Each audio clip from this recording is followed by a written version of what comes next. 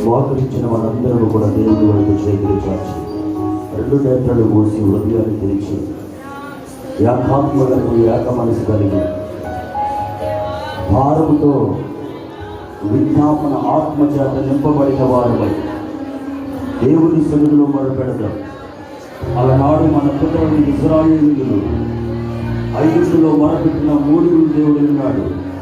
ఈ రాత్రి మనము కూడా మొరపెట్టి ఏకాత్మలను మొరపెట్టినప్పుడు ఈ రాత్రి మనం చేసిన ప్రార్థన కూడా ఆలోచించబోతున్నాడు. అందుకని ఏ భారంతో మోకరించావో, ఏ భారంతో దేవుని సన్నిధిలోకి వచ్చావో, ఇదిగో 2 దినాల నుంచి ఉపవాసంతో ఉండి కన్నీరు మార్చుచు ప్రభుని స్తుతిస్తూ దేవుడు ఏ వాక్కులను ఇచ్చాడో ఆ వాక్కును చేతి పట్టుకుని దేవుని సన్నిధిలో చేతులు ఎత్తినప్పుడు తప్పకుండా నీ మరణం ఆలకించబోతున్నాడు. నీ జీవితంలో నూతనమైన కార్యాన్ని చేయబోతున్నాడు.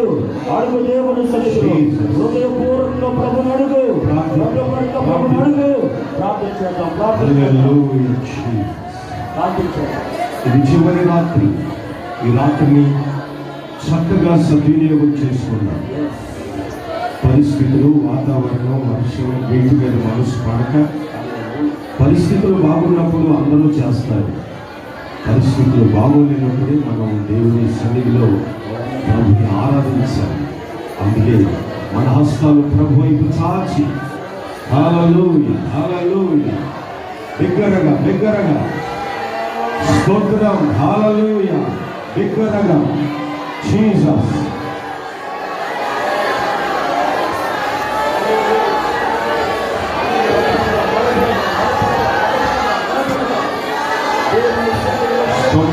Hallelujah. Praise the Lord. Hallelujah. Hallelujah. Stotram. Stotram. Stotram. Hallelujah.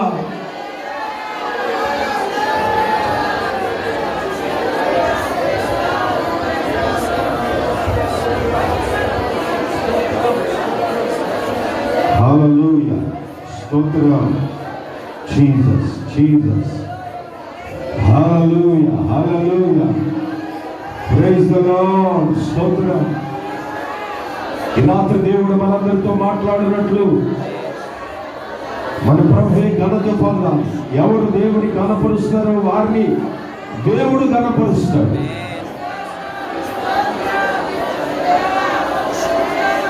మనల్ని రక్షించుకున్నది ఆయన కనపరుస్తామని, ఆరాధిస్తామని, పూజిస్తామని. అందుకే దేవుని సన్నిధిలో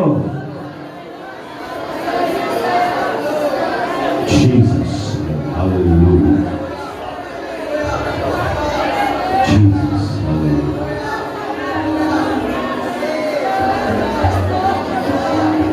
స్తోత్రమయ్యా నా యేసయ్యా, స్తుతులు నీకే చెల్లింతుము. స్తోత్రమయ్యా నా యేసయ్యా, స్తుతులు నీకే చెల్లింతుము. అధిక స్తోత్రములందరినోడ, అధిక స్తోత్రము,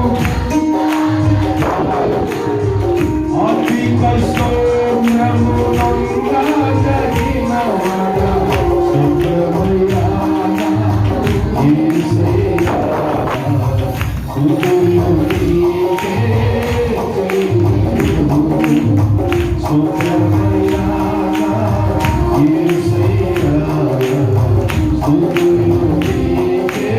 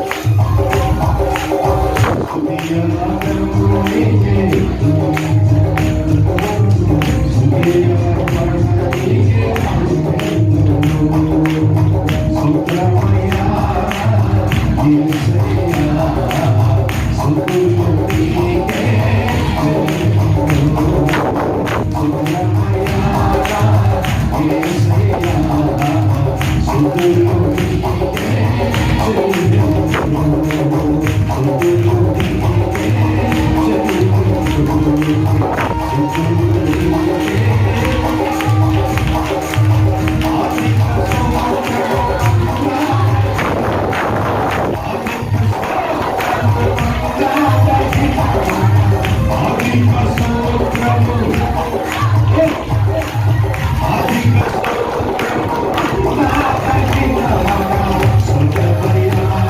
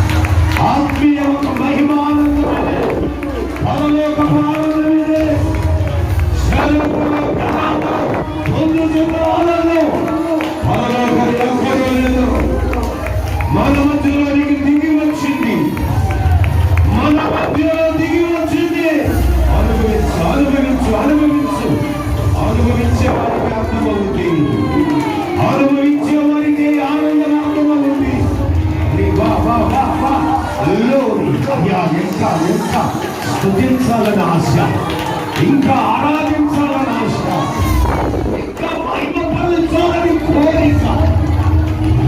అయ్యా, మా తలువులు ఇలాగ సాగిపోవాలి, మా బ్రతుకులు ఇలాగ సాగిపోవాలి. నిత్య ఆరాధన, నిత్య నైవేద్యం, నిత్య నైవేద్యం.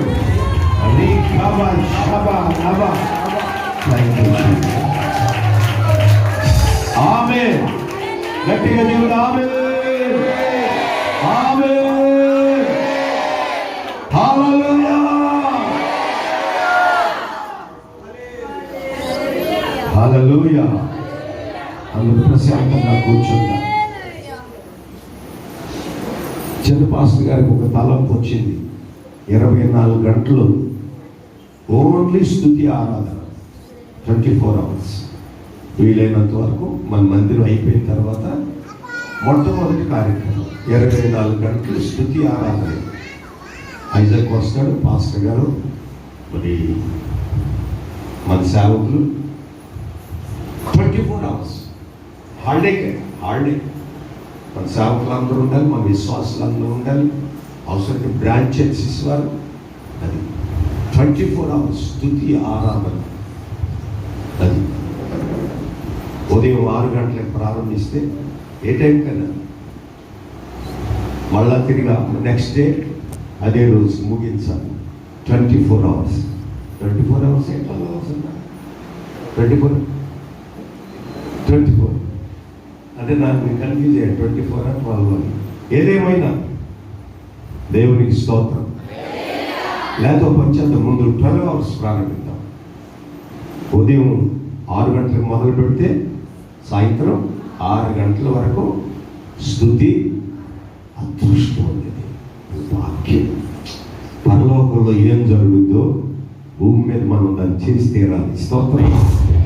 హల్లెలూయా, హల్లెలూయా. ఆ తర్వాత 12 గంటల ప్రార్థన ఉంటుంది. 12 అవర్స్ ప్రేయర్. ఓన్లీ ప్రార్థన, విజ్ఞాపన, ప్రార్థన, విజ్ఞాపన, ప్రార్థన, ఆరాధన, విజ్ఞాపన, ప్రార్థన. అది మాత్రం ఉంటుంది. ఇది మాత్రం సంగీతం ఉంటుంది. స్తుతి ఆరాధన, మోకాళ్ళ ఆరాధన, లేచి ఆరాధన, 12 గంటల ఆరాధన.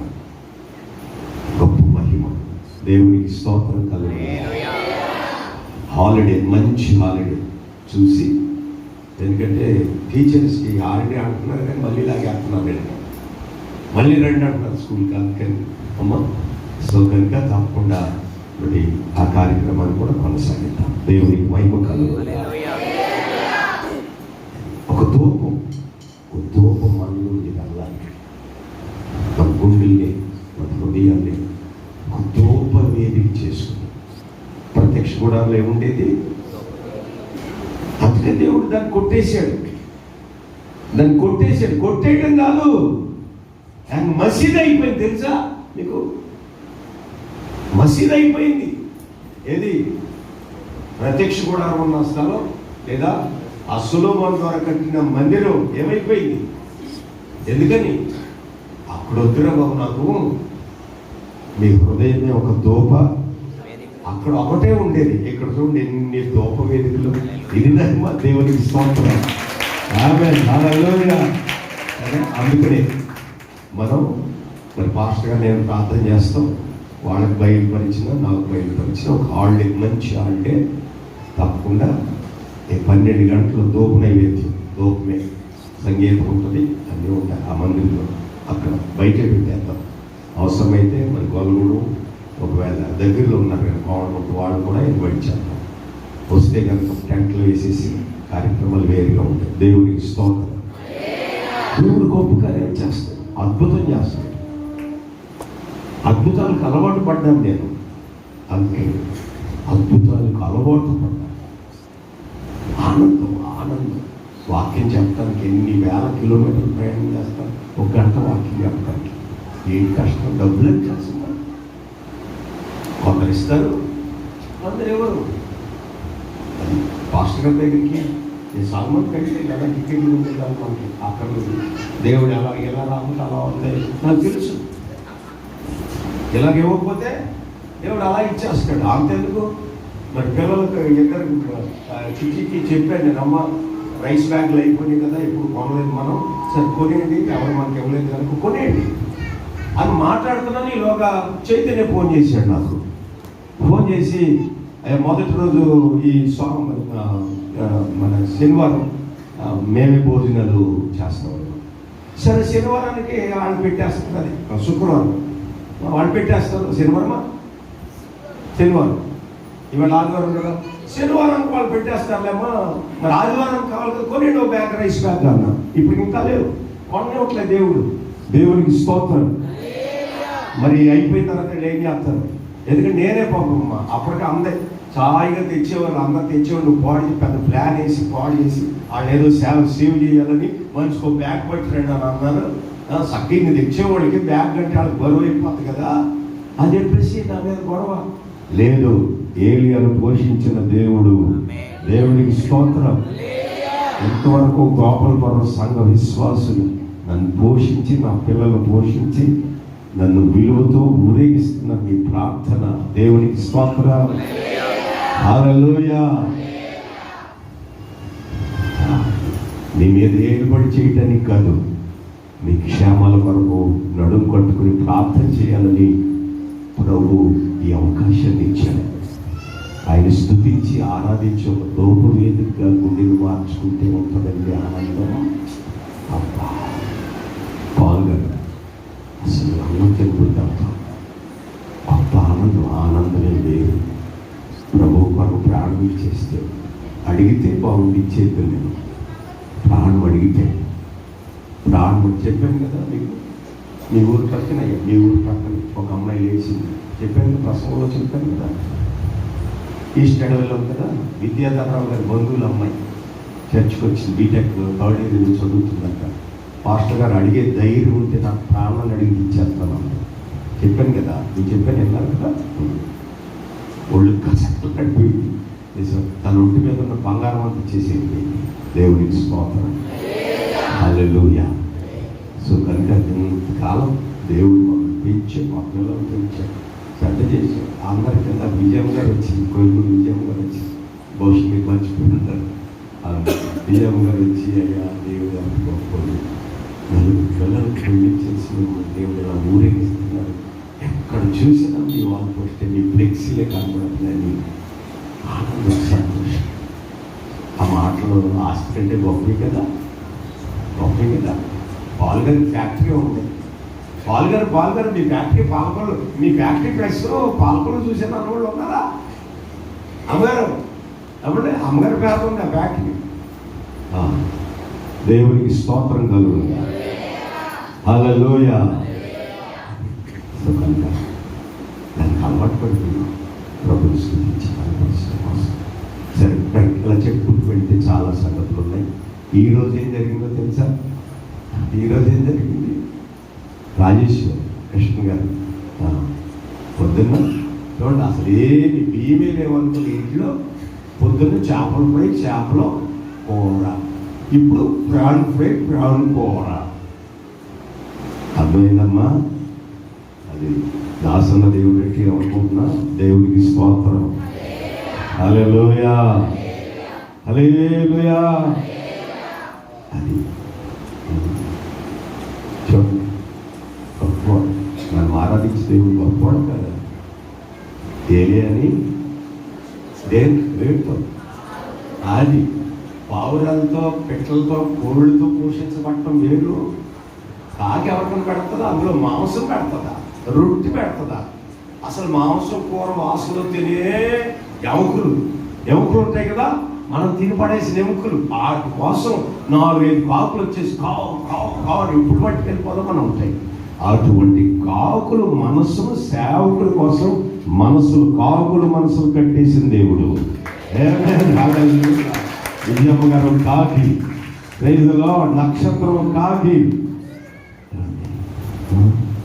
ఆమేన్, హల్లెలూయా. సో కనుక దేవుడు గొప్ప కార్యాలు చేస్తాడు. అలవాటు పడండి దేవుని ఆరాధన. ఇక్కడ కూర్చొని ఒక్కొక్కలే ఒక కెరూబు అవ్వాలి, ఒక తోపు వేరు కావాలి. దేవుడు గింటేసాడు. ఆయన నాకొద్దు యెరూషలేములో సొలొమోను ద్వారా, మోషే ద్వారా ప్రారంభమైంది. ఈ దోపవేదిక ఎవరి ద్వారా ప్రారంభమైందంటే ఎవరు చెప్పాడు? దేవుడు మోషే చెప్పాడు కదా. సినాయి పర్వతం ఇలా చేయండి, అలా చేయండి, రొట్టెలు బల్లకి కట్టండి, దోపవేదికలు కట్టండి, దయపట్టుకోండి, దాంట్లో దయచి తీసింది వేయండి అన్నాడా? ఇప్పుడు వద్దన్నాడు దేవుడు. దేవుడికి స్తోత్రం. ఎందుకని? గోపాలపురంలో యెరూషలేములో ఒక్కటి పోగొట్టుకుంటే గోపాలపురం 100 దోపవేదికలు నాకు ఉన్నాయన్నట్టు. వందలు. అందుకే నేను ఏమంటానంటే, దేవుడు ఏ నమ్మకంతో అయితే మన మీద నమ్మకం పెట్టుకున్నాడో అలాగే మనం ప్రవర్తిస్తే అప్పుడు మనకి ఎదురే కాకులతో పోషించేస్తాడు దేవుడు. అంతే. Praise the Lord. Hallelujah, hallelujah. అమ్మ రాజేశ్వరి, నీకు వందనాలు, స్తోత్రం. పావునేమో పారామెడికల్ అయిపోతాం, పారామెడికల్ డాక్టర్ అయిపోతాం. అమ్మ నీదేంటి అనస్థీసియా? మాకు మత్తెట్టి రైట్. దేవుడు మత్తు డాక్టర్ అయిపోతుంది సార్. ఎవరు మీకు ఆ విషయం తెలుసా? అమ్మగారు, పావుని మత్తు డాక్టర్ అవుతుందా? పారామెడికల్ డాక్టర్ అవుతుంది. చూడండి, ఆలోచించు. ఓ సామెలు కొనేసాడు ఆయన. అప్పు అవుతుంది కొన్నప్పుడు కొంత. దేవుడు గొప్ప కార్యాలు చేస్తాడు. లేమిలో గొప్ప కార్యాలు చేసే దేవుడు. స్తోత్రం. ఆమేన్. అలా చెప్పుకుంటుంటే ప్రతి ఒక్కరు దర్భా విషయంలో ఒకేసారి ఇద్దరు పుట్టేశారు. అంతే. లేదు. ఇప్పుడు వాళ్ళు పెంచడానికి అవుతుంది. లేనంత వరకునేమో బెక్కమాపం వేసుకుని ఉండేది. రత్నం రుసులూరమంట ఏది వచ్చిందా? ఎక్కడమ్మా? ఏది రత్నం? ఏది రుసూరమంటుంది. అయ్యా లేదయ్యా. ఇప్పుడు ముగ్గురు ఆడలు ఒకేసారి పుట్టేశారు. ఇప్పుడు పెంచుతానా? దేవునికి స్తోత్రం. హల్లెలూయా, హల్లెలూయా. పెంచటమేంటి? ధూపవేదిక అయితే ప్రభువే పెంచుతాడు, ప్రభువే సెటిల్ చేసేస్తాడు. ఆమేన్. భయపడు. నేను భయపడ్డానా? భయపడేవాడి మనసులో చెప్పారు కానీ లోపల కలవడం ఎవరో లోపల ఎక్కడ చూసినా ఆడలే కనపడుతుంది. నలుగురు ఇటు చూసిన ఆడ భయం.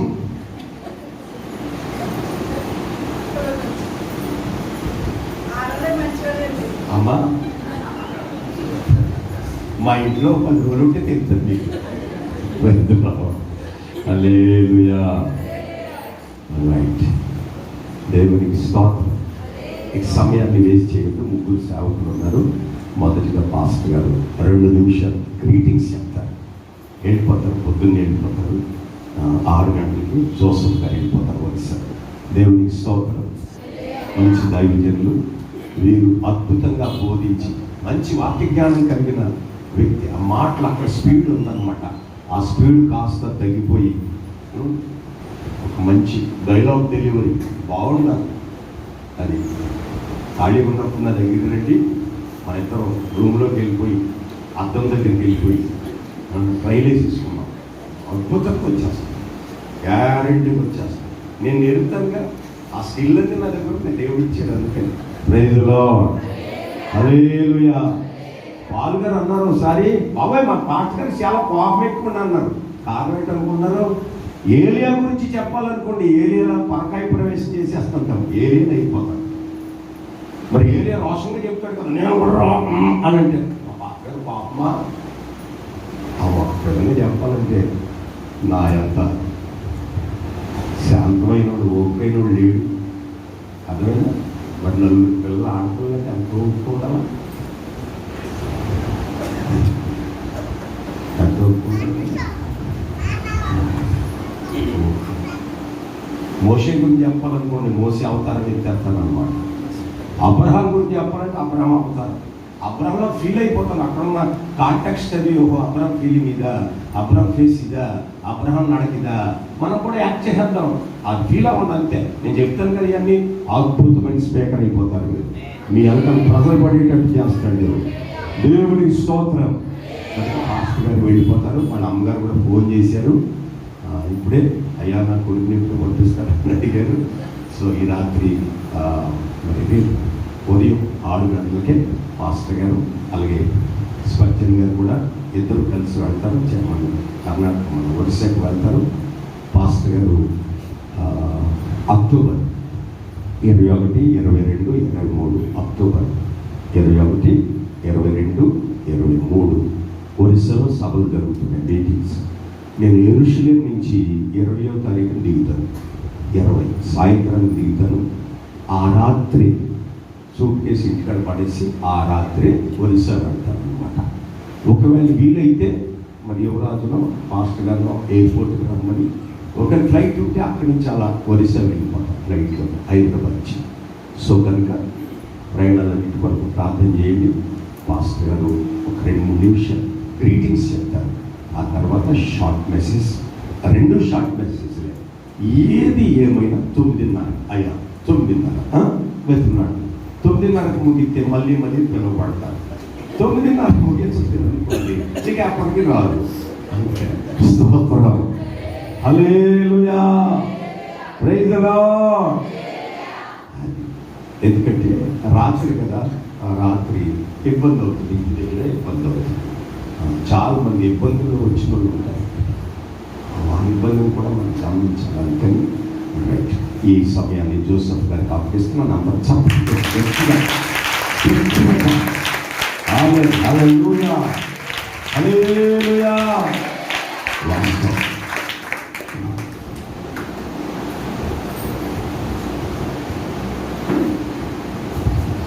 హల్లెలూయా, హల్లెలూయా.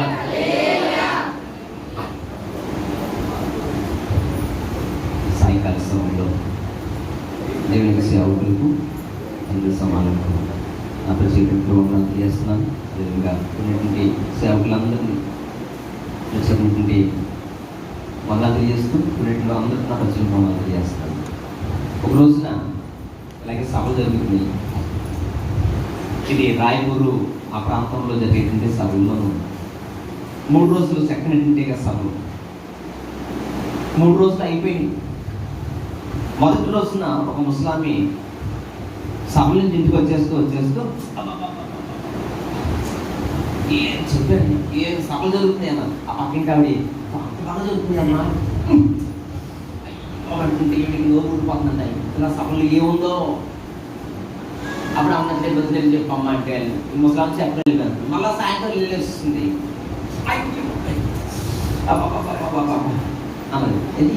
ఏమైందామంటే ఏం చెప్పడం అసలు ఏమంటుందా ఈమె ఇంకా నూరు పోతుంది.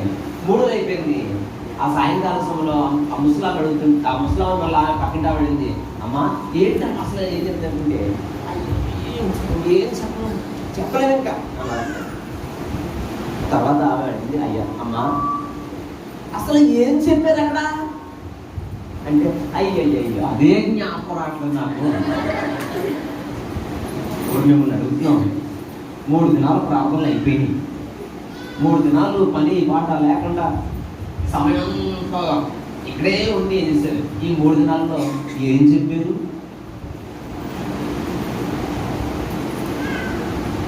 అని నేను మిమ్మల్ని అడుగుతున్నానండి. ఏముందని బైబిల్ ఆది కాండం నుంచి ప్రకటన కాలం చెప్పారు, అంతే కదా. అంటే మనం ఆ ముసలావిలా ఉండకుండా విన్నదాన్ని జ్ఞాపకం ఉంచుకుని, మనకందరికీ పశువులు ఉన్నాయి. ఉదయం దోళ్ళు ఇప్పేస్తే పేర్లోకి వెళ్ళి మేసి తొలలుగా మేసి మళ్ళీ మధ్యాహ్నం కాస్త రాట కట్టేస్తామండి. రాట కట్టేసిన తర్వాత అవి చక్కగా పడుకుని అప్పుడు ఆ తొనలతో మిగేసినటువంటి ఆ గడ్డిని తొనలు తీసి ఏం చేస్తాయి? నెవరు వేస్తాయి. అలా అని నవ్వులుకుంటుంటే అందులో సారం అవి తీసుకుని పిప్పును పక్కన పడేస్తాయి. అప్పుడు మనం పిప్పును మనం జాగ్రత్త పెట్టుకుంటారా, సారం జాగ్రత్త పెట్టుకుంటారా?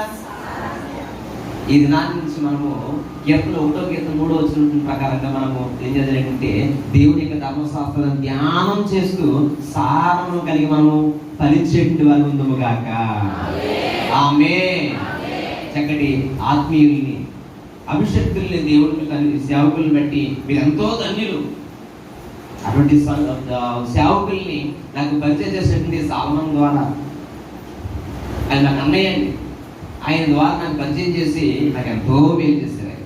అందుబట్టి ప్రత్యేకించి సేవకులు నా ప్రత్యేకమైన వందలు చేస్తున్నారు. పరిచయం చేసేటువంటి అన్నయ్య కూడా వందలు చేస్తున్నారు. నా తోటి సేవకులందరూ ప్రత్యేకించి వందలు చేస్తున్నారు.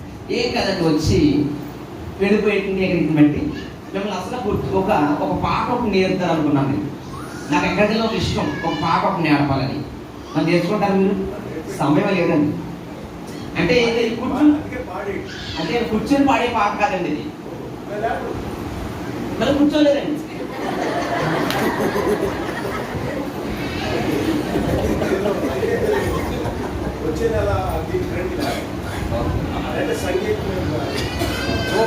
అయితే ఒక పని చేయండి, అందరూ కూర్చుని ఉండండి. మీరు 2 చేతులు పైకి ఎత్తండి ఒకసారి. స్త్రీలు మాత్రమే చేతులు కింద ఉంచండి. ఓడిపోతామండి. ఒక పని చేయండి, ఈ స్ట్రైట్ గా ఉన్న ఈ పక్కన కొంతమంది, ఈ పక్కన ఉన్నటువంటి వాళ్ళు, నేను హల్లెలూయా స్తుతి గాయం అంటించండి. హల్లెలూయా స్తుతి గాయం అంటానండి. ఈ పక్క ఈ స్ట్రైట్ గా ఈ పక్కన ఉంటారు గాయం చేయండి అంట. ఏమంటారండి? గాయం అంటే నేను పాడుతున్నాను అని. యేసుకే స్తుతి గాయం అంటే ఈ పక్కన గాయం చెందినట్టు దించేయాలి. అప్పుడు ఎప్పుడైతే హల్లెలూయా అంటామో అందరూ చేతులు ప్రభు స్తుతించాలి. మనం లేచి నిలబడలేం కాబట్టి నేనే లేకపోతే నా అందరూ పట్టినట్టు మోగించిన తర్వాత అందరికి కాళ్ళు ఎప్పుడు కదండి, చేతులు తెచ్చుతారు. ఓకే కదా. హల్లెలూయా స్తుతి గాయే హమ్ యేసు के स्तुति गाए हम गाए हम हालेलुया स्तुति गाए हम यीशु के स्तुति गाए हम hallelujah hallelujah hallelujah hallelujah hallelujah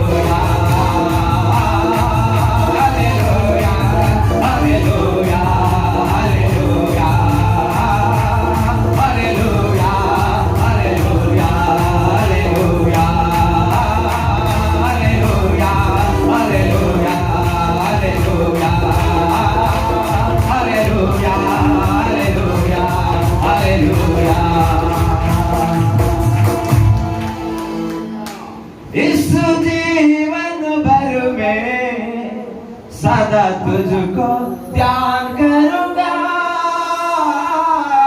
इस जीवन भर में सदा तुझको ध्यान करूंगा। तेरी आत्मा पाकर तेरी इच्छा जानकर आगे बढ़ता चलूंगा। हालेलुया। దూరటువంటి మాట ఏంటంటే, ప్రభా నేను ఎల్లప్పుడూ నేను స్తుతిస్తాను, నిత్యము నేను పాడతాను ప్రభా. ఎప్పుడు ఎలాంటి సమయం ఏంటంటే, నువ్వు నా కోసం శిలువ మీద నీ ప్రాణాన్ని అర్పించావు, అందును బట్టి నీ బలియాగాన్ని అనేక మంది ప్రకటిస్తాను, అందును బట్టి. అంతేకాకుండా నీ దగ్గర ఆశీర్వాదం ఉంది, ఆ ఆశీర్వాదం పొందుకుంటాను. నీ దగ్గర నీ యొక్క అంటే శక్తి ఉంది, ఆ శక్తిని పొందుకుని నేను ముందుకు సాగిపోతాను. హల్లెలూయా. ఈ కూడిక ద్వారా మనందరం కూడా దేవుని అభిషేకాన్ని పొందుకుని ముందుకు సాగిపోదుము గాక. ఆమేన్ ఆమేన్. హల్లెలూయా. మంచిదండి, మా కోసం ప్రార్థించండి. మేము ఉత్సవ ప్రాంతాల్లో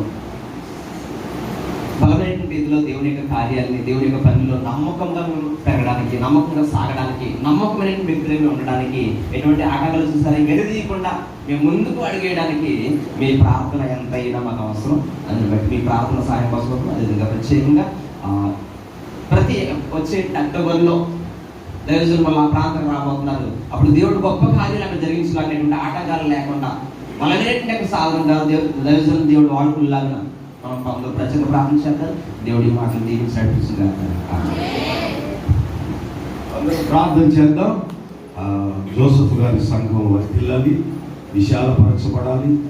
అంతేకాదు నూతన ఆత్మలు సంఘంలో చేర్చబడాలి. దేవునికి మహిమ కలుగును గాక. Praise the lord.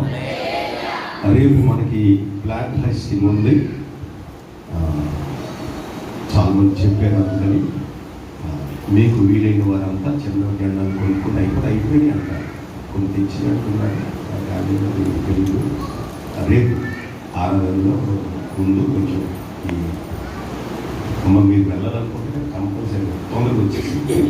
సో మిగిలిన వారు ఎంప్లాయీస్ తప్ప మిగిలిన వారంతా మందిరానికి రావాలి. మనకి ఇక్కడ బ్లాక్ హైస్టింగ్ ఉంటుంది. అంటే బయట చేస్తూ పాట పాడి మన దేశ క్షేమం కొరకు ప్రార్థన చేద్దాం. దేవుని స్తోత్రం. 75 ఏళ్ళు అయింది స్వాతంత్రం వచ్చి. అందుకని ఓ పండుగ చేస్తున్నారు, దేశమంతా పండుగ చేస్తున్నారు. మందిరాల్లో కూడా చేయాలి. తప్పకుండా మరి జ్ఞాపకం పెట్టుకోండి. వీలైన వారు చిన్న జెండా ఉంటుందా పిల్లలు అది తెచ్చుకొని వస్తారు. వీలైన బైబిల్ పెట్టుకుని తెచ్చుకోవాలి. దేవుని స్తోత్రం. నేను ఒక జెండా చూశాను. అందుకే చెప్పాను, నాకు వాంఛనన్నింటినీ దేవుడు తీరుస్తాడు. కొంచెం పెద్ద జెండా ఏదైనా ఉంటే ఇక్కడ ఊపుదాం, లైవ్ ఇద్దామని చెప్పేసానంటే చిన్న జెండాలు అయిపోతాయి మన ఊరిలో. ఆయన బ్లాక్ లోపల అమ్ముతున్నారు. సరే తీరా చేస్తే వితౌట్ లేకపోతే అన్నాను. పెద్ద జెండా వచ్చింది మాట. హల్లెలూయా, హల్లెలూయా. మాలతమ్మ గారి దంపతులు ఈ జెండాను తీసుకుని వచ్చారు. రేపు దీన్ని ఎగరవేద్దాం. Praise the Lord. Amen. Hallelujah. మంచిది. ఆలస్యం చేయకుండా మరి సమయాన్ని దైవజనులు స్పర్జన్ గారికి అప్పగిస్తున్నాను. అందరూ చప్పట్లు కొట్టి మరి వారు ఈ 8 దినాల మనసులో కలిపి అక్కడ అద్భుతమైన సేవ జరిగిస్తున్నారు. అక్టోబర్ 21, 22, 23 వారి మీటింగ్స్ జరుగుతాయి ఒరిస్సాలో, చంబల్పూర్లో. సో కనుక తప్పకుండా అక్కడ మరి ఆ సభల కోసం, ఆ మీటింగ్స్ కోసం మీ అనుజనులు అయిపోయి నేను వచ్చేసాను అనే వరకు చిన్న ప్రార్థన చేస్తే పెద్ద కార్యాన్ని దేవుడు చేస్తాడు. దేవునికి స్తోత్రం. మీరు ఎంత ప్రార్థన చేశారు లేదో అక్కడ కార్యాలు చెప్తే ప్రైజ్ ది లార్డ్. ఆమేన్. మన జోసెఫ్ గారు మీటింగ్లో వాకింగ్ చెబుతుంటే యాంప్లిఫైర్ కాలిపోయింది. 250 యాంప్లిఫైర్ కాలిపోయింది. వాక్యం చెప్పే లోపే దేవుడు కార్యం చేశాడు. వాక్యం ముగించే లోపు కొత్త యాంప్లిఫైర్ ఆ సంఘంలో ఆయన కొనిచ్చాడు. అది సో కనుక చిన్న ప్రార్థన చేస్తే దేవుడు, కానీ ఆ చిన్న ప్రార్థనే చేయలేదు. పెద్ద మాటలు మాట్లాడుకుంటారు. పెద్ద మాటలు, చిన్న ప్రార్థన చేయలేము. అందుకని స్పర్జన్ గారి యొక్క ఆ మీటింగ్స్ కోసం చిన్న ప్రార్థన చేయాలి. ఒరిస్సాలో, ఆ సంబల్పూర్లో గొప్ప కార్యాన్ని దేవుడు చేస్తాడు. మీ నోటి నుంచి చిన్న ప్రార్థనే కదా, ఆమెకే మనలేదు కదా అడిగాడా? చెప్పండి. ఆమేన్. హల్లెలూయా. మీరు ఎలా పెట్టారంటే మొఖాలు కాలు కడపడినట్టు పాస్టర్ ఇచ్చేస్తాం, కానీ ప్రార్థనే చేయలేము అన్నట్టుగా పెట్టారు. స్తోత్రం. మనమంతా ప్రార్థన చేసి ఆత్మదేవుడు మనకి ఇచ్చునుగాక. సంబల్పూర్ డిస్టిక్లో పాస్టర్ గారి గ్రామంలో గొప్ప కార్యాన్ని దేవుడు జరిగించునుగాక. సమయాన్ని దైవ సేవకులకు అప్పగిద్దాం. దేవుని నామమునకు మహిమ కలుగునుగాక.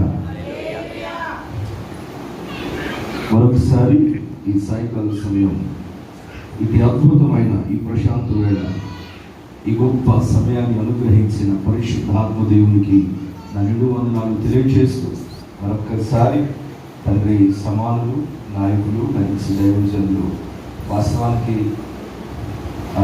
నేనైతే బోధిద్దామనే ఆలోచన అయితే నాకు లేదు. ఆ సేవకులు నోట వచ్చే మాటలు వినాలనే ఆశతో నేను వచ్చాను ఎప్పుడు అనుకుంటాను. కానీ దేవుడు ఈ కృపణించిన విధానాన్ని బట్టి నేను దేవుని నామాన్ని మహిమపరుస్తూ ఉన్నాను. దేవుడు సాల్మన్ గారి ద్వారా, జోసెఫ్ గారి ద్వారా ఇంత గొప్ప దైవజనుడితో మాకి మంచి సహవాసాన్ని ఇచ్చిన విధానాన్ని బట్టి నేను దేవుని స్మృతిస్తూ, అయ్యా నేను కోరుకునేది మన ఈ సహవాసం, మన ఈ ప్రేమ క్రీస్తు రాకడ వరకు కూడా నిలిచి ఉండాలి నా పరిచయం.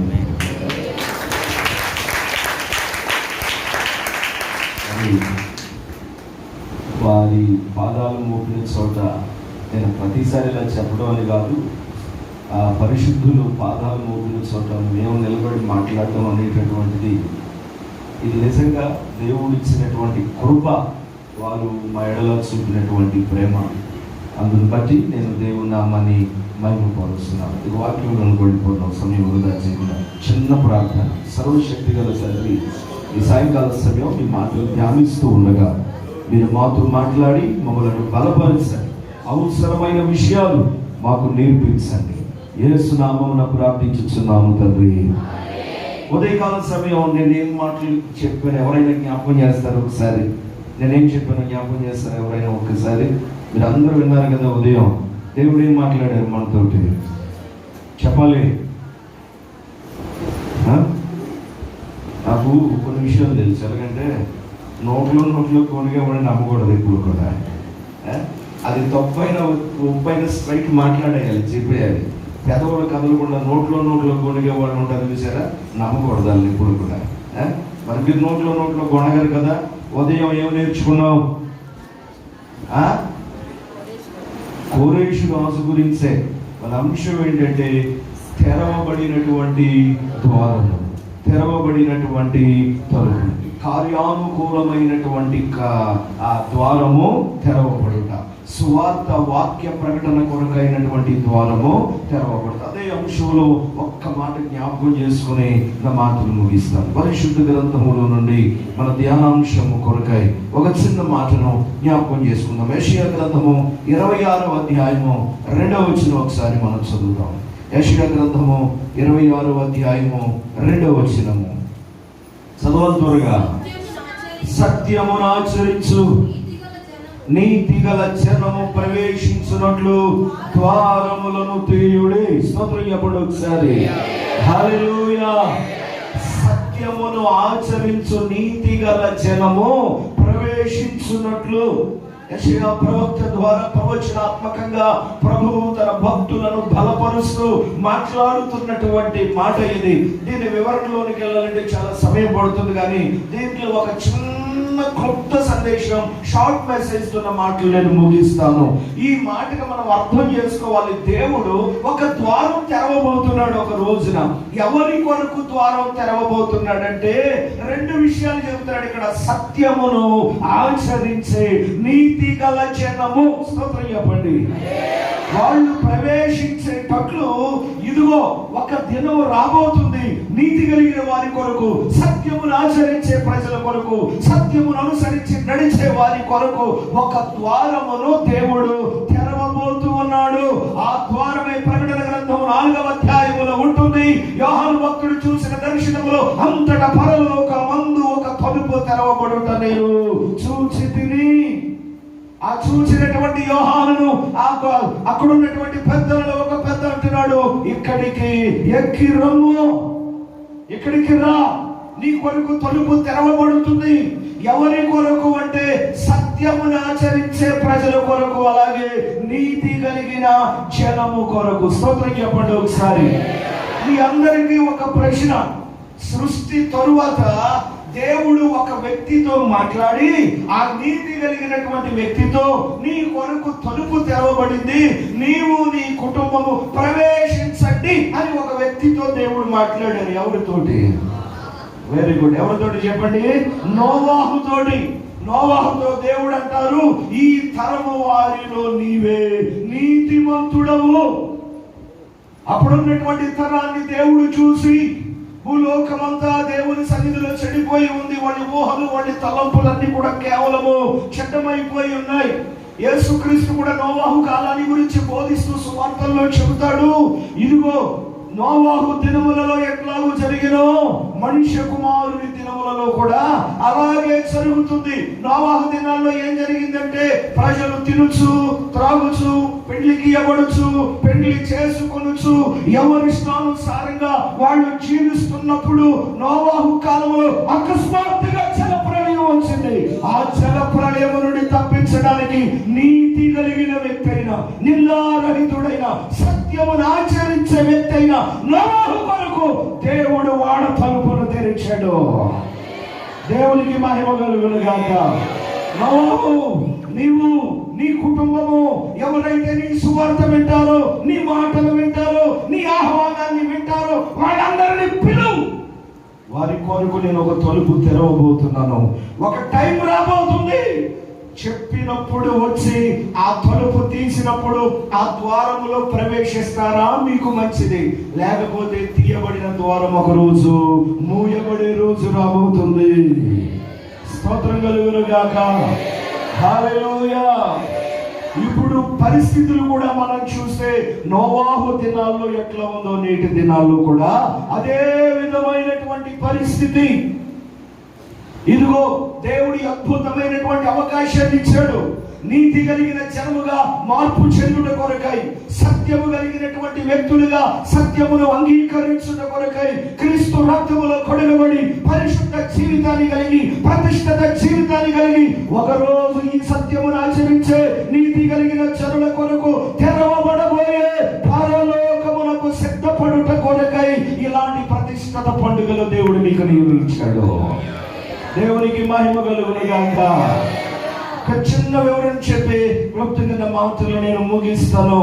ఇదిగో సత్యమును ఆచరించే నీతి కలిగిన వ్యక్తులైనటువంటి ఎవరి కొరకు, ఆ వ్యక్తుల కొరకు దేవుడు ఒక ద్వారమును తెరిచినట్లుగా నోవాహు కాలములో దేవుడే ఒక ఓడను కట్టమన్నాడు, ఒక ఓడను సిద్ధం చేసుకోమన్నాడు. వారి కొరకు ఒక ద్వారమును తెరిచాడు. ఆ ఓడలో ఉన్న ఒక అద్భుతమైన విషయాన్ని మనం జ్ఞాపకం చేసుకుందాం. స్తోత్రం జ్ఞాపకం ఒకసారి.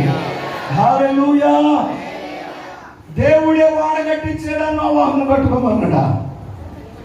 దేవుడు కట్టించాడా? ఏం చెప్పాడు?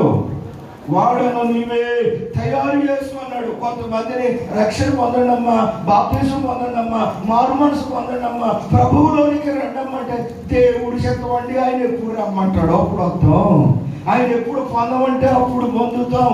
రక్షణ పొందడం అనేది దేవుని చేతుల్లో కాదు, అది నీ మనస్సాక్షి ఉద్దేశంలో ఉంది. స్తోత్రం చెప్పండి. నిర్మలమైన మనస్సాక్షి పొందాలి, నిష్కళంకమైనటువంటి మనస్సు రావాలి, సజీవ యాగముగా సువాసన కలిగిన అర్పణగా నిన్ను నీవు దేవునికి అర్పణగా అర్పించుకోవాలి, సమర్పించుకోవాలి, మంచి మనస్సాక్షిని పొందుకోవాలి, ప్రతి పాత జీవితాన్ని విడిచిపెట్టాలి. నీ వాడను కట్టుకునే బాధ్యత నీదే. మారు మనసు పొందాల్సిన బాధ్యత నీది, రక్షణ పొందాల్సిన బాధ్యత నీది.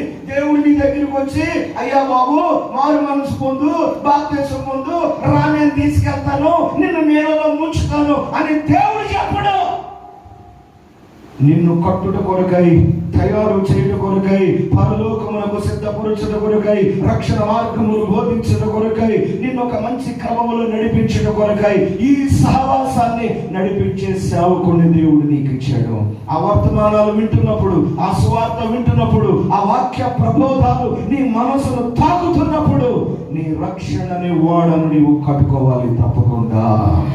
స్తోత్రం కలుగును గాక. హల్లెలూయా. మీరు తర్వాత చదువుకోండి. ఆది కాండములో ఒక అద్భుతమైనటువంటి విషయం వ్రాయబడి ఉంది. ఆది కాండం 7వ అధ్యాయంలో మీరు చదువుకుంటే వాడను ఎలా కట్టాలో కొన్ని కొలతలు దేవుడే చెప్పారు. అవి ఆత్మీయ అనుభవాలు, ఆధ్యాత్మికమైనటువంటి ఇదే ఉపదేశం దేవుడు నేర్పించేది. అయ్యా నీవు ఆ వాడను కట్టేటప్పుడు దాని పొడవు 300 మూరలు ఉండాలి. చెప్పండి ఎంత? అందరూ చెప్పాలి ఎంత? 300 మూరలు. అలాగే వెడల్పు 50 మూరలు. వెడల్పు ఎంత చెప్పండి? 50 మూరలు. అలాగే దాని ఎత్తు 30 మూరలు. ఎత్తు ఎంత చెప్పండి? మొత్తం ఎన్ని కొలతలు చెప్పండి? పొడవు 300 చెప్పండి. పొడవు ఎంత? 300 మూరలు. వెడల్పు 50 మూరలు. ఎత్తు 30 మూరలు. ఈ కొలతల్లో వాడను నీవు కట్టుకుంటే నీ కుటుంబం సేపడిపోయినట్టే, జలప్రలయం నుండి నీవు తప్పించబడినట్టే, నీ కొరకు రక్షక ద్వారం తెరవబడినట్టే. బైబిల్లో 300 అనేసరికి ఏం జ్ఞాపకం రావాలి మనకి? చెప్పాలి. ఎవరు జ్ఞాపకం రావాలి? హానోకు జ్ఞాపకం రావాలి. స్తోత్రం చెప్పండి. హానోకు ఎన్ని సంవత్సరాలు నడిచాడు దేవునితోటి? చెప్పాలి అందరూ. పెద్దగా టచ్ లేదండి. హానోకు గారు ఎన్ని సంవత్సరాలు నడిచాడో ఆయన ఎప్పుడు మేము అడగలేదు, ఆయన మేము పలకరించలేదు అన్నట్లు చూస్తున్నారు. హానోకు ఎన్ని సంవత్సరాలు నడిచాడు దేవునితోటి? 300 సంవత్సరాల తర్వాత ఏమైంది? పరలోకమునకు అతడు కొనిపోబడ్డాడు. దేవునికి మహిమ కలుగును గాక. వాడలో ఉన్న ఒక అద్భుతమైన ఆ కొలతల్లో ఉన్న అనుభవం ఏంటంటే, నోవాహు 365 ఏళ్ళు బ్రతికాడు.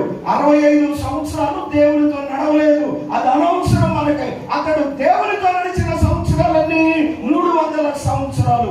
300 సంవత్సరాలలో అతడు నడుస్తూ ఉండగా సహవాసం చేస్తూ ఉండగా వారిద్దరి స్నేహం అధికమైపోయింది, సహవాసం అధికమైపోయింది. దేవుడు హానోకును విడిచిపెట్టి ఉండలేకపోయాడు, ఆయనతో పాటు కొనిపోయాడు పరలోకానికి. దేవునికి మహిమ కలుగును గాక. హల్లెలూయా. హానోకు భూమి మీద ఉన్నంత కాలం దేవునితో నడిచాడు. 300 పొడవు అనే ఆ వాడ కొలత మనకు నేర్పించే అనుభవం ఏంటంటే, ఈ భూమి మీద ఉన్నంత కాలం మనం దేవునితో నడవాలి, దేవునితో సహవాసం చేయాలి, దేవునితో కలిసి మనం సహవాసం చేయాలి, దేవునితో కలిసి నడవాలి, దేవునితో మనకు ఒక స్నేహ బంధం ఉండాలి. ఎఫ్రాయిముతో దేవుడు మాట్లాడుతూ ఉంటారు, స్నేహ బంధములతో నేను వారిని ఆకర్షించితిని. ఆ ఆకర్షించిన ఇదిగో మన రక్షకుడైన వేలాడినటువంటి కలువరి శిలువ మనలను ఆకర్షిస్తూ ఉంది. దేవునికి మహిమ కలుగును గాక. ఆయనందరూ ఎవడైనా నన్ను వెంబడింపగోరిన ఎడల తన శిలువను ఎత్తుకొని నన్ను వెంబడించవలెను. స్నేహ బంధములతో మనల్ని ఆకర్షిస్తున్నాడు యేసయ్య. శిలువ రక్త సంబంధులుగా మనలను మార్చుకొని ఆయనకు దూరస్తులుగా ఉన్న మనలను సమీపస్తులుగా చేసుకొని ఆయనతో పాటు నడిపిస్తున్నాడు. ఈ నడక, ఈ సహవాసం, ఈ ప్రస్థానం, ఈ ప్రయాణం, ఈ ఆత్మీయ యాత్ర భూమి మీద ఉన్నంత కాలం లేక క్రీస్తు రాకడ వరకు బ్రతుకుంటే ఎత్తబడే వరకు కూడా ఆయనతో మనం నడుస్తూనే ఉందముగాక, ఆయనతో సహవాసం చేయదుముగాక, ఆయనతో ప్రయాణం చేయదుముగాక. చేతులెత్తి స్తోత్రం చెప్పండి. తర్వాత దాని ఎత్తు ఎంత అని చెప్పాడు? నేను అడిగింది గుర్తుపెట్టుకోండి. ఎత్తు ఎంత అని చెప్పాడు? దాని ఎత్తు 30 మూరలు. చెప్పండి, ఎత్తు ఎంత? పొడవు ఎంత? 300 మూరలు. 300 మూరలని అనుభవం ఏంటి? దేవునితో మనం నడుచుట హానుకోవాలి. అలాగే దాని ఎత్తు ఎంతని చెబుతున్నాడు? 30 మూరలు. 30 అనేసరికి మనకి ఏం జ్ఞాపకం రావాలి? బైబిల్లో యేసయ్య ఎన్నో సంవత్సరాలు బాప్తిసం పొందాడు? ఎన్నో ఏట బాప్తిసం పొందాడు? 30వ ఏట ఆయన బాప్తిసాన్ని పొంది మనకు మాదిరి చూపించాడు. అలాగని 37 దాకా ఆగుతానండి అంటే కుదరదు. స్తోత్రం చెప్పండి ఒకసారి. 30 అనే సంఖ్య మనకు నేర్పించే అనుభవం ఏంటంటే రక్షణ అనుభవం. ఆ వాడలోనికి ప్రవేశించినప్పుడే నోవాహు, నీవు, నీ కుటుంబము మహాప్రళయము నుండి రక్షింపబడతారు. ఇప్పుడు ఆ వాడలోనికి ప్రవేశించడము అన్నదానికి అనుభవం ఏది అంటే, ఆ పరలోక ద్వారము తెరవబడుట అనేటటువంటి అనుభవం ఏది అంటే, ఇదిగో దేవునితో నడుచుట, అలాగే రక్షణ అనుభవము. స్తోత్రం చెప్పండి. ఇంకా రక్షణకు ఆలస్యం చేయకూడదు, ఇంకా వాయిదాలు వేయకూడదు. హెబ్రీ పత్రికలో అంటాడు భక్తుడు, ఎంత గొప్ప రక్షణ నిర్లక్ష్యం చేసిన నీవేలాగూ తప్పించుకొందువు. నేను ఒక చిన్న ప్రశ్న, టీనేజ్ దాటి మేజర్ అయిన పిల్లలు ఎంతమంది ఉన్నారు? చేతులు ఎత్తండి ఒకసారి. ఇక్కడ నా మాటలు అర్థం కాలేదా? టీనేజ్ దాటి మేజర్ అయిన పిల్లలు ఎంతమంది ఉన్నారు? ఏమన్నా వస్తున్నారు? ఏమో మీకు ఎవరు ఇక మేజర్స్ అవ్వలేదా? నా మాటలు అర్థం కాలేదా? ఒకసారి స్తోత్రం చెప్పండి ఒకసారి. హల్లెలూయా. మీరందరూ మేజర్స్ అయ్యారు కదా. మరి బాప్తిసం పొందారా? వారు మనసు పొందారా? పాప క్షమాపణ పొందారా? యేసయ్యను సొంత రక్షకునిగా అంగీకరించారా? ఇంకా ఏ మాత్రం కూడా ఆలస్యం చేయకూడదు.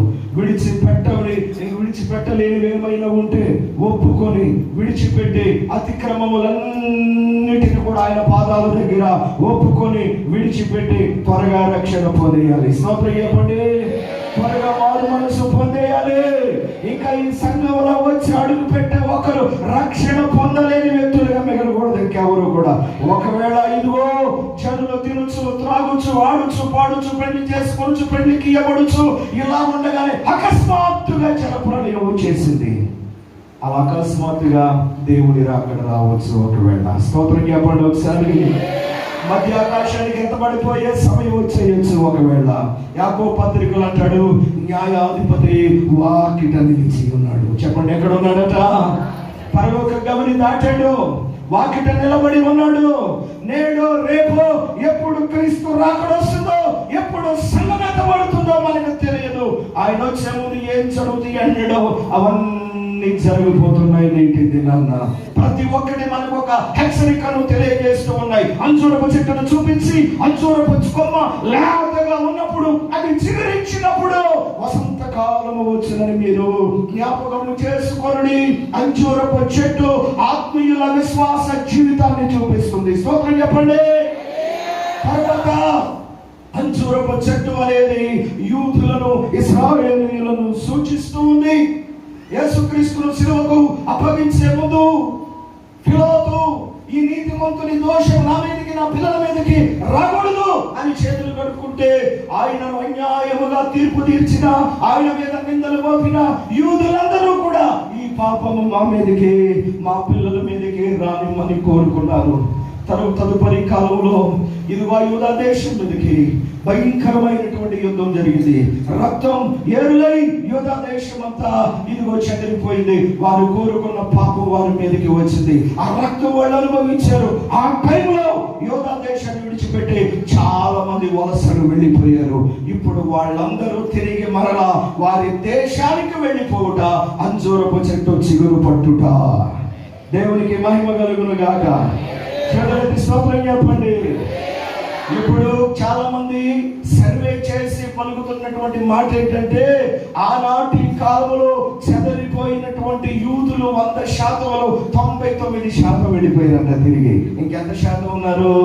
ఇంకా 1% ఉన్నారు. వాళ్ళు కూడా ఇప్పుడు వెళ్ళిపోతూ ఉన్నారు. వారు వెళ్ళిపోవడమే క్రీస్తు రాకడకు సూచన. స్తోత్రం చెప్పండి ఒకసారి. దేవుని రాకడకు సూచన. నేడు రేపు ఎప్పుడు జరుగుతుందో తెలియదు. ఎత్తబడేటటువంటి అనుభవం రావాలి. ఆ అనుభవం రావాలంటే రక్షణ వారిని నీవు సిద్ధం చేయాలి. దేవునితో నడవాలి. బాప్తిస్మపు అనుభవంలోనికి రావాలి. తర్వాత దాని వెడల్పు గురించి చెబుతున్నాడు. ఎన్ని మూరలు? 50 మూరలు. వెడల్పు ఎంత చెప్పండి? 50 అనే సంఖ్య వచ్చేసరికి మనకి ఏం అవగాహన చేయాలి? బైబిల్లో పరిశుద్ధాత్మ అనుభవం. మేడగదిలోనికి పరిశుద్ధాత్మను దిగి వచ్చింది ఎన్నవ దినాన్న? 50వ దినాన్న, పెంతెకోస్తు దినాన్న. అంటే ఇదిగో రక్షణ పొందాలి, పరిశుద్ధాత్మను పొందాలి, ఉన్నంత కాలం దేవునితోటి మనము నడవాలి. ఇదే మనం వాడగట్టుకోవడం. దేవునికి మహిమ కలుగును గాక. ఈ అనుభవాల్లోనికి ఎవరు వస్తారో, ఎవరు ఉంటారో, ఎవరు నిలబడతారో, క్రీస్తు యొక్క రెండవ రాకడలు మహాశ్రమల నుండి తప్పించబడతారు, నిత్య జీవమునకు వారసులవుతారు. వారి కొరకు దేవుడు తలుపును తెరవబోతూ ఉన్నాడు. పరలోకమందు తలుపును తెరచి వచ్చాడు. రండి అని ఆహ్వానిస్తూ ఉన్నాడు. ఇంకా పాత జీవితాన్ని విడిచిపెట్టు. దేవుని రాజ్యానికి వెళ్ళలేకుండా ఇంకా నీలో ఏమైనా ఆటంకాలు ఉన్నాయా? వాటన్నిటిని విడిచిపెట్టు. నా మాటలు ముగిస్తూ ఉన్నాను. ఒక చిన్న మాట జ్ఞాపకం చేస్తాను. మనందరికీ తెలిసినటువంటి మాట, తలుపు తెరచి ఉండగా ఎవరు కూడా నిర్లక్ష్యం చేయకూడదు. మూయబడిపోయే రోజు ఒక రోజు రాబోతూ ఉంది. యేసయ్య అందరికీ తెలిసిన ఉపమానం. బుద్ధి కలిగిన కన్యకలు, బుద్ధిహీనులైన కన్యకల గురించి చెప్పాడు. ఎదుర్కోవడానికి ఎంతమంది వచ్చారు పెళ్లి కుమారుని ఎదుర్కోవడానికి? చెప్పలే. 10 మంది వచ్చారు. ఎంతమంది నిద్రపోయారు? 10 మంది నిద్రపోయారు. చెప్పండి, ఎంతమంది నిద్రపోయారు? 10 మంది నిద్రపోయారు. ఈలోగా పెళ్లి కుమారుడు వచ్చాడనే స్వరం వినబడింది. ఎంతమంది విన్నారు? 10 మంది విన్నారు. ఎంతమంది లేచారు? 10 మంది లేచారు. 10 మంది లేచిన తర్వాత దివిటీలు వెలగడానికి సిద్ధం చేసుకున్నారు. ఎంతమంది దివిటీలు వెలిగాయి? 10 మంది దివిటీలు వెలిగాయి. 10 మంది వెలిగాయి. కానీ 5గురిలో ఏమి లేదు చెప్పండి? ఆ శక్తులలో నూనె లేదు, తైలం లేదు, అభిషేకం లేదు, ప్రతిష్టత లేదు. ఇదిగో పరిశుద్ధాత్మను పొంది క్రీస్తు రాకడ వరకు ఆరిపోలేని అగ్ని జ్వాల వలె వెలగాలి, ప్రకాశించాలి. ఇదిగో తలుపు తెరవబడి ఉండగా ఆలస్యం అయిపోయింది, రాలేకపోయారు. అంత చెప్పాలంటే సమయం లేదు. అమ్మవారి వద్దకు వెళ్ళి కొనుక్కుందామని వెళ్ళారు. అప్పుడు అమ్మేవాళ్ళు ఎక్కడ ఉంటారు? స్తోత్రం చెప్పండి ఒకసారి. హల్లెలూయా. అప్పుడు అభిషేకాన్ని ఇచ్చేవాళ్ళు ఎవరు ఉంటారు? ఇప్పుడు అభిషేక వర్తమానంలో మిమ్మల్ని కొడుతూ ఒక మేఘము వలె ఆవరించిన మంచు వలె ఉపదేశముతో నడిపిస్తున్న సేవకుడు ఈ రోజు ఉన్నాడు. రేపు క్రీస్తు రాకడలో ఎత్తబడి ఆ సమయం వచ్చినప్పుడు ముందుగా పని వాళ్ళం మేము ఎత్తబడతాం. స్తోత్రం చెప్పండి ఒకసారి. పొలంలో ఇద్దరు కలిసి పని చేస్తూ ఉంటారు. ఒకరు ఎత్తబడతారు, ఒకరు విలువబడతారు. పొలము దేవుని పరిచర్య, దేవుని సంఘము. ఇదిగో పనివారు, దేవుని సేవకులు, సేవ చేసేవాళ్ళు అనేక మంది ఉన్నారు. ఒక రోజు తీర్పు జరగబోతూ ఉంది. దేవునికి మహిమ కలుగును గాక. ఒక రోజు దేవుడు తీర్పు తీర్చబోతూ ఉన్నాడు. ఇప్పుడు అక్కడ జనం వస్తున్నారు, ఇక్కడ జనం వస్తున్నారు. ఈ టీవీ ప్రోగ్రాములు, లైవ్ ప్రోగ్రాములు ఇవన్నీ చూసి అక్కడ గొప్ప సేవకుడు, ఇక్కడ గొప్ప సేవకుడు, అక్కడ గొప్ప పరిచర్య, ఇక్కడ గొప్ప పరిచర్య. నీ సేవకుడు నీ కోసం ఎంత ప్రయాసపడుతున్నాడో గుర్తిస్తున్నారా? ఒక్క ఉపదేశం చెప్పాలంటే ఎంత ప్రసవ వేదన చెందాలో తెలుసా? స్తోత్రం చెప్పండి. హల్లెలూయా. ఒక్క ఉపదేశం మాట్లాడాలంటే, సంఘాన్ని బలపరచాలంటే, ఒక ఆదివారం బోధించాలంటే ఎంత ప్రసవ వేదన పడాలి, ఎంత దేవుని దగ్గర మొరపెట్టాలి. అంతటి ఉపదేశాలతో మిమ్మల్ని ఆత్మీయంగా కట్టి సేవకుని నీవు గుర్తించాలి. స్తోత్రం చెప్పండి. పరిచర్యను ప్రోత్సహించాలి. ఒకరోజు రాబోతుంది, ఒకరు ఎత్తబడతారు, ఒకరు విలువబడతారు. చాలా మందికి అర్థం కాదు విషయాలు. నాకు చాలా సార్లు అర్థం కాలేదు. ఇదిగో ఇద్దరు స్త్రీలు కలిసి తిరిగి విసురుతా ఉంటారు. ఇదిగో ఒకరు ఎత్తబడతారు, ఒకరు విడువబడతారు. స్త్రీలేంటి తిరగలు విసరడం ఏంటి అని అర్థం చేసుకుంటే పరిశుద్ధాత్ముడు నేర్పించిన విషయాలు. స్త్రీ అనగా సంఘము, ఇద్దరు స్త్రీలు అనగా 2 రకాల సంఘాలు. ఉదాహరణ చెప్పుకోవాలంటే ప్రతిష్టత కలిగిన సంఘం ఒకటే, సాంప్రదాయాల మీద, పద్ధతుల మీద, మిషన్ల మీద కట్టబడిన సంఘం ఒకటి. స్తోత్రం చెప్పండి ఒకసారి. హల్లెలూయా. ఇద్దరు చేతిలో కూడా ఏముంది చెప్పండి? తిరగడం ఉంది. తిరగటకి ఎన్ని రాళ్ళు ఉంటాయి? 2 రాళ్ళు ఉంటాయి. దేవుడు మోషేకు ధర్మశాస్త్రమును 10 ఆజ్ఞలు ఇచ్చినప్పుడు ఎన్ని పలకల మీద ఇచ్చాడు? 2 రాతి పలకల మీద ఇచ్చాడు. 2 నిబంధనలు. ఆ 2 నిబంధనలు కొత్త నిబంధన, పాత నిబంధన, దేవుని వాక్యం. స్తోత్రం చెప్పండి. ఇద్దరి చేతుల్లో ఉన్న తిరగలి ఒక్కటే, అందరి చేతిలో ఉన్న బైబిల్ ఒకటే, కానీ ఉపదేశం వేరు. స్తోత్రం చెప్పండి. అపోస్తలుడు వేసిన ఉపదేశం వేరు, అపోస్తలుల ప్రతిష్టత వేరు, అపోస్తలుల సహవాసం వేరు. ఎవరైతే అపోస్తలుల పరిచర్యను కట్టబడ్డారో ఇద్దరి చేతుల్లోనే తిరగలుంది. ప్రతిష్టత కలిగిన పరిచర్య ఎత్తబడుతుంది. ఒకరోజు పరలోకానికి వెళుతుంది. ఒకరోజు సిద్ధపడండి. పరలోకం కొరకు ఎదురు చూడండి. సత్యమును ఆచరించే నీతి గల జనుల కొరకై దేవుడు ద్వారమును తెరచి ఉంచాడు. అది మూయబడక ముందే మారు మనసు పొందండి. యేసయ్యను అంగీకరించండి. పరలోకానికి ఎత్తబడదాం. అతి కృప పరిశుద్ధాత్మ దేవుడు మనకు అనుగ్రహించుగాక. అందరికీ నిన్ను వందనాలు. మా పరిచర్య కొరకు, మా సేవ కొరకు మీ అనుదిన ప్రార్థనలో జ్ఞాపకం చేసుకోవాల్సిందిగా ప్రేమతో మనం చేస్తూ ఉన్నాను. హల్లెలూయా. మనకి సేవకులు ఎక్కువ ఉన్నారు, సమయం తక్కువ ఉంది. అందుకని వాస్తవానికి ఈ పరిస్థితులు అయితే నేను అనను. నేను చెప్పను కూడా. అందుకని ఒక్కొక్క సేవకులే పిలుస్తూ ఉంటారు. ఎందుకంటే మనం చెప్పాలనుకున్నది చాలా ఉంటుంది, సమయమేమో తక్కువ ఉంటుంది. సో మరి సేవకులు ఎక్కువయ్యారు మనకి. అందులో ఎవరిని విడిచిపెట్టాలి, ఎవరిని తక్కువ చేయాలి, వారి హృదయాలు ఇబ్బంది అవుతాయేమో అని కొంచెం సో కనుక మరి తప్పకుండా ఈ విషయాలు అర్థం చేసుకోవాలి. ఇప్పుడు అర్థమైంది కదా, నేను అందరిని ఎందుకులో కొంచెం ఒకరు పిలిస్తే ఫుల్ టైము వాళ్ళకి ఇచ్చేయచ్చు.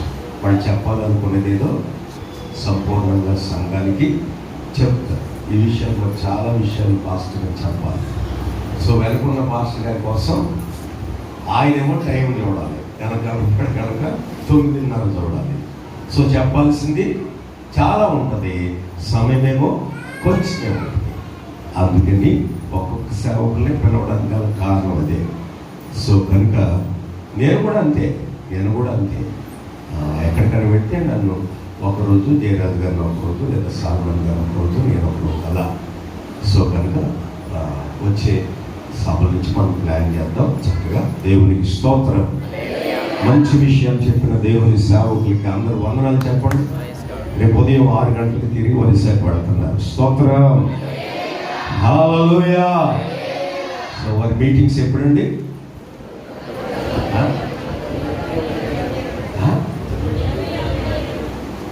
వచ్చే సంవత్సరం అక్టోబరు 21, 22, 23 ప్రార్థన చేస్తారుగా. ఈ గుర్తుంటే ప్రార్థన గుర్తుంది. అందుకని రైట్, మంచిది. ఇంకా మరి దేవుని దాసు అద్భుతంగా దేవుని మాటలు చెప్పారు. కాబట్టి నా ప్రత్యేకమైన వందనాలు చెల్లిస్తున్నాను. అలాగనే మరి సాల్మన్ రాజు గారు చాలా కాలం నుండి నాకు మంచి పరిచయస్తులు. నెల్లూరు జిల్లా అంతా ఆయనే చూస్తారు. నెల్లూరు జిల్లాలో నేను వెళ్ళాలంటే అందరు ఆయనే డేట్లు అడుగుతారనమాట. సో మరి ఆయన వెళ్ళాల్సినవి కూడా ఆయన ఎవరైనా అడిగితే దాసన్న మంచి వాక్యం చెబుతాడు, తీసుకుని వెళ్ళండి అని చెప్పేసి ఆయన వెళ్ళే సభలకి నాకు ఆయన డేట్లు ఇస్తాడనమాట. సో అలా ఉన్నారు మరి సాల్మన్ గారు మంచి ఆత్మీయ ప్రేమ కలిగిన వాడు. ఎందుకంటే తన ఉపదేశాన్ని ప్రేమించే వ్యక్తి. నన్ను ప్రేమిస్తున్నాడంటే కారణం ఉపదేశమే, అంతే తప్ప మరి మరొకటి కాదు. సో కనుక మరి సమయం లేదు. ఉన్న సమయంలోనే నేను ఎలాంటివి చెప్పి ఇబ్బంది పెడుతున్నాను. సో కనుక వెంటనే సాల్మన్ వస్తూ ఉంటుండగా చెప్పకుండా రేపు ఉంటారు. రేపు సాల్మన్గా ఉంటారు. ఒక్క నిమిషం, బాప్తీసాల కోసం ఎవరైనా సిద్ధపడితే వారు అయిపోయిన తర్వాత ఉండండి, వారితోనే మాట్లాడతారు.